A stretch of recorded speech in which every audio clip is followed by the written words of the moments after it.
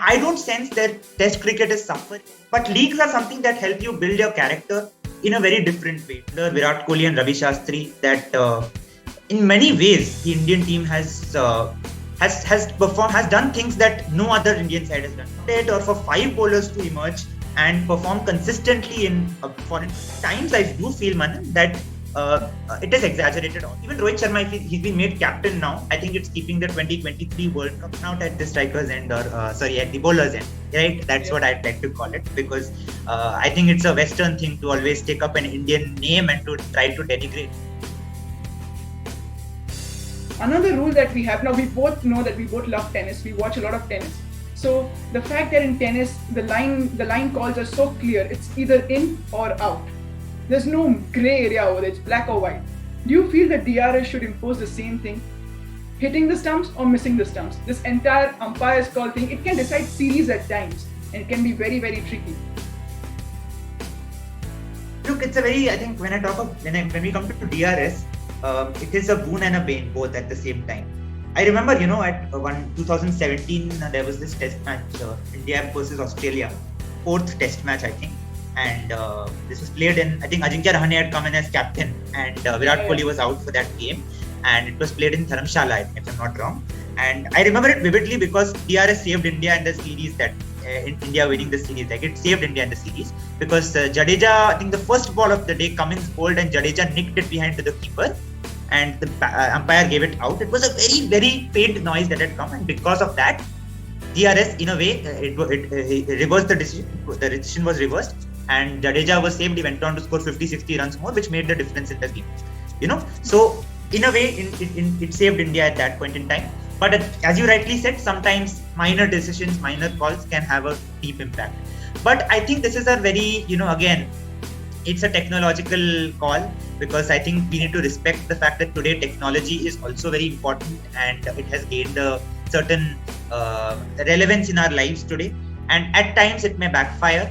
But if there is a consensus, as it is today, so many teams agreeing with certain rules, that umpires call rule, and there have been, over a period of time, if you look at the ICC rules also, it has modified it over time, right? So there have been discussions, there have been debates. So today you have this umpire's call and the review is not taken away. So you have the review remaining intact, which is something that is going in the favor of the bowling side also. It is basically, it's a mutual thing. So the only thing that I'd like to say is that there should be constant discussion, debate on this, so that we evolve over a period of time, and there is no, in a way, we don't sort of standardize anything for the history or like for the future. It's like there should be a debate every year. Maybe all the officials should sit down, all the boards should sit down. They should discuss about this and take into consideration the top players, the coaches, and the greats of the game, the legends of the game should also be involved, so that the sanctity of the sport is not in any way violated. As you rightly said, it can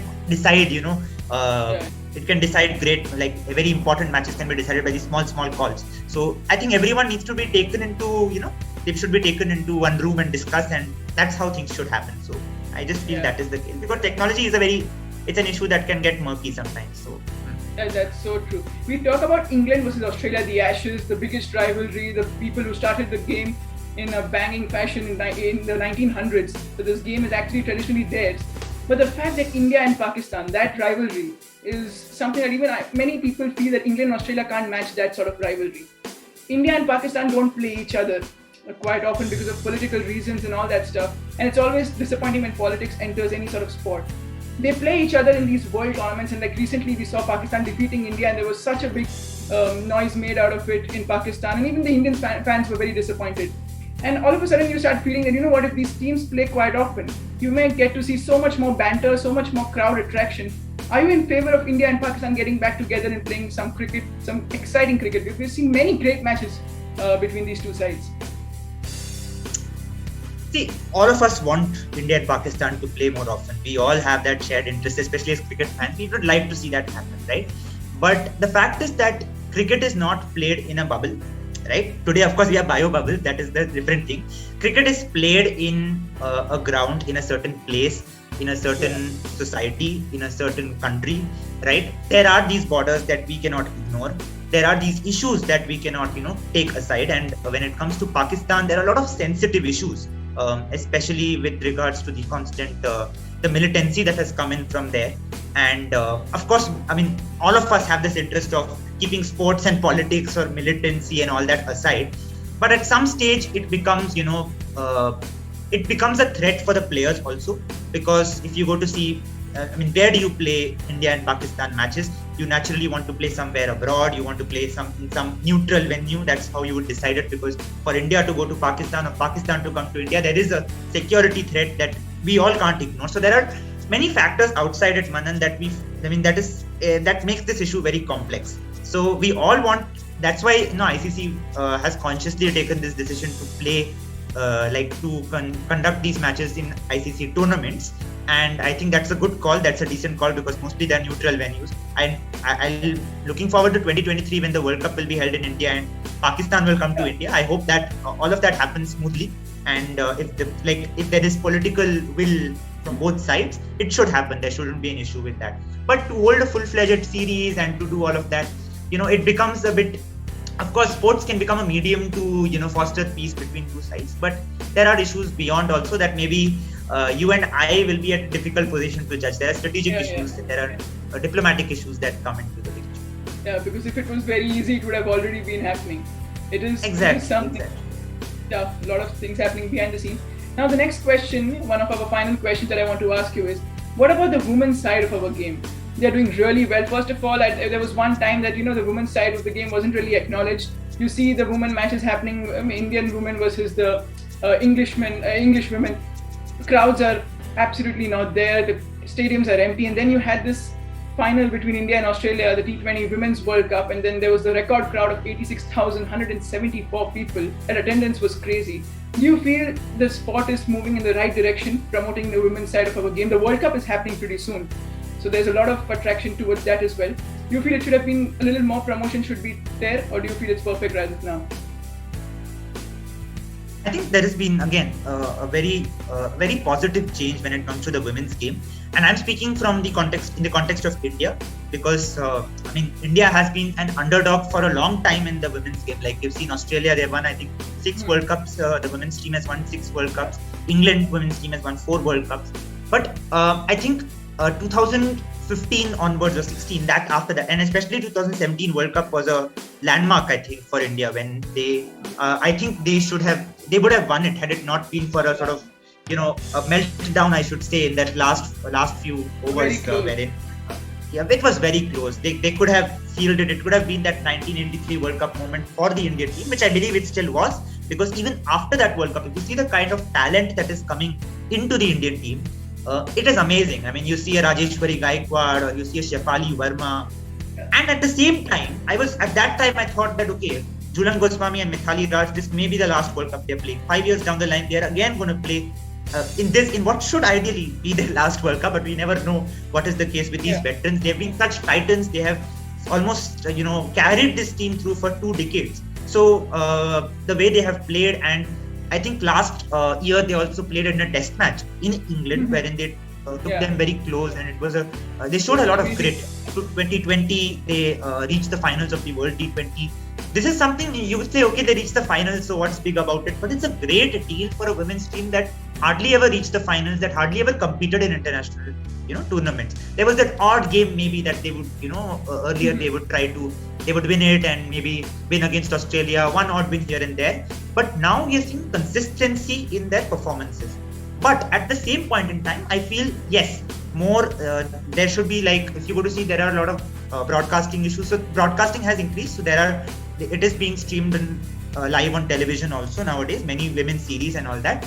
But what needs to happen now is for them to, for women's cricket in India especially, to reach its height, it needs to win more often. It's not only about performing well, but winning more often is the thing. Because let's talk of the IPL also. If we talk in the IPL, why are Mumbai and CSK so successful? Why is a franchise like Punjab or Delhi not as successful? They played good cricket also. It's not like they've not played good cricket. It's only because Mumbai and CSK have been able to clinch those key moments. When it comes to the final, the semi-final, the close games, that is what defines a team. And that is the only place where the women's team presently is lacking. in India, and talking from that context. Because if you look at, like, even recently they played a series against Australia, wherein the second ODI, it went to the wire, and there was some no ball. The last ball there was a no ball, and they lost that game. Third game they won, and they broke Australia's streak. So this team has that talent, but it's only in those close finishes. And it was so good to see in that third game that they won the game. They managed to take it home. That is needed more often. You need to win more often. You need to provide those results. Once you provide results, you will get the fame. You will get, I think they're already at the young age. Many of them are excelling, which is a great thing to have. And I think there is a need. I think it's time for a women's IPL also, as many people have asked. Yeah. It's time for a women's IPL. I think the Challengers Trophy has also gained a lot of attention. So it's time that we have a women's IPL wherein we can host it. We can host it in a very, very swagging sort of fashion. We can do that fantastically well. As you said, Mithali Raj and Jhulan Goswami, I think they're the cornerstones of our sport in India. And the way they groom players like Jemima Roderick, Shefali Verma, as I said, Rajeshwari Gaikwad, it was so important for both these players to stay there so that, these young girls have that sort of confidence to play under them. And I mean, so many of our Indian women, the current team, many of them were not even born when Mithali Raj started her career. And that's so instrumental in our success that we're sort of getting slowly we're getting successful. And I feel, Mithali Raj and Jhulan Goswami, they should continue as long as possible so that more sort of confidence is instilled in the side. And we need to win one big tournament under these two players so that the next generation can be confident of going abroad and winning and sort of winning each and every tournament that comes their way. Now, one final question for you, Anirudh. It's something that has been spoken about a lot in the previous 2 years that we have had in cricket. When is Virat Kohli going to get his 71st international 100? It's something everybody talks about. I want your views on that. It's like that Sachin Tendulkar's 100th 100. Like, I remember when I was in my second or third standard that time, and I used to sort of there was always this discussion: when is he going to get his 100th? When is he going to get his 100th? The fact is that even if you look at Kohli's performance yesterday against the second T20 against West Indies, he looked so fluent, right? He looked fluent with the bat. He's scoring at a very decent clip, a decent average. And across formats, it's not as if he's having a very, very, such a dip in form like a Rahane, or, Rahane has not been scoring as consistently. With Kohli, the case is that he's getting the 50s, he's getting the 60s, he's getting the 70s. It's just that the standards he set for himself, we expect him to score that 100 and all. It should come very soon. That's what I will say. It should come, and when it comes, you can expect those celebrations, typical Kohli celebrations that we have missed for 2 years. I think we've really missed those since COVID started. So we would like to see that sometime soon. I think the upcoming series against Sri Lanka, right? I think we might see it at that time only, because I think it isn't very far off. The way he's playing technique-wise, I think it's going pretty well. Besides a few issues that have emerged over time, just that he's not able to convert from his 60s, from his starts, and he's not able to convert that into a century. Should come soon. That's all I'll say. He's a fantastic player, and you expect him to do that. As you said, the Sri Lankan series is going to host his 100th Test match, very monumental in his career, and I think he gets 100 in his 100th Test match. I think it's just a perfect platform to get such a long-awaited 100.